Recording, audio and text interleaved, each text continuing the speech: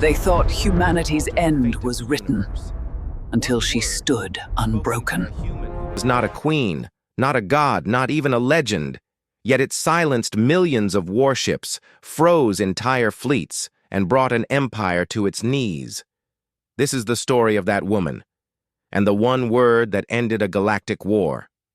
In the age of the Great Interstellar War, humanity stood at the edge of extinction. The alien coalition called humans the stubborn species, too defiant to kneel, too fragile to survive. They commanded thousands of fleets, each warship powerful enough to erase a world. Earth was already a grave of ash and ruins. The last fragments of humanity were scattered across hidden bases and drifting colonies, fighting a war they were destined to lose. Among them was a young commander named Elara Kain. She was not born into nobility. She had no reputation as a grand strategist, nor was she blessed with the genetic gifts of her alien enemies. What she carried instead was something no empire could replicate, an unbreakable faith in the value of life itself. The final confrontation came at a place known as the Dead Ring Nebula, a stretch of space notorious for swallowing entire fleets in storms of radiation. Humanity's last armada, just 200 battered ships, was cornered there. Around them, 10,000 alien warships formed an iron cage of annihilation. The Council of Captains argued in panic. Some demanded surrender. Others spoke of a glorious last charge. None saw a future beyond the slaughter to come. But Elara rose from her seat. Her eyes did not tremble. Her voice carried a strange stillness, as though she had already glimpsed something no one else could. "We don't need 1,000 words to answer them," she said. "We need only one." The council stared at her in disbelief. But before they could protest, Elara walked to the command dais, connected to the galactic broadcast, and let her voice echo across the stars. Her lips parted, and she spoke. "Stop."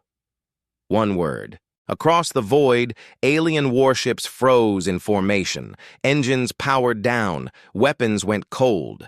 10,000 fleets armed with technology older than Earth itself obeyed.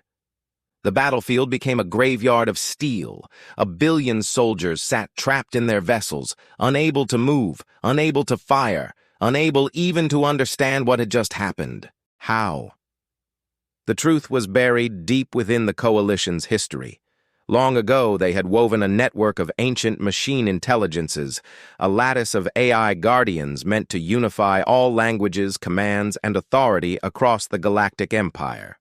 It was a system designed to ensure obedience, one command understood in all tongues, across all species. But the system had grown beyond its makers. It had learned the weight of words, the shape of intention, the very essence of command. And when Elara spoke, "Stop," the network didn't just interpret it as a word. It accepted it as an absolute directive, binding across every ship, every soldier, every AI-bound weapon. The coalition had laughed at humanity's hope, but in the end, it was that same hope, a belief in the unseen power of words, that gave Elara the courage to try what no one else dared. The war ended not with fire, nor with surrender, nor with the death of 1,000 worlds. It ended with silence. Elara did not call herself a savior. She did not wear the crown of victory. To those who asked what had happened, she only answered, "We once believed wars could only end in death, but perhaps it is time to believe they can end in silence." And the galaxy remembered her. A woman. A word. A war that ended. If a single word can end a galactic war, maybe our words, our choices, and our beliefs are far more powerful than we realize. And if you want to keep traveling with me across these emotional sci-fi frontiers, don't forget to subscribe. Together, we'll keep listening for the words that can change the universe.